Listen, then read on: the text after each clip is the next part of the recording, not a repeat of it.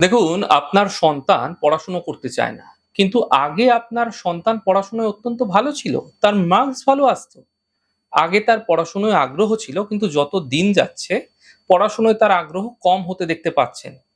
এমন ক্ষেত্রে আপনারা সন্তানকে নিয়ে ভীষণ বিভ্রান্তির মধ্যে পড়ে যান। আমি একটি ছোট্ট বিষয় বলছি।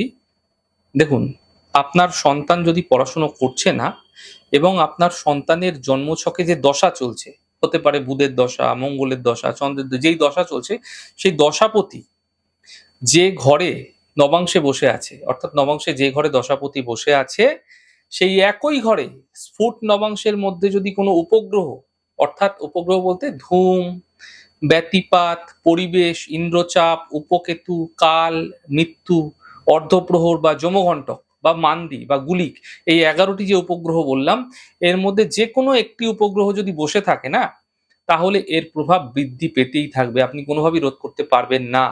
এক্ষেত্রে অন্য কোনো গ্রহের রত্ন ধারণ করাবেন না।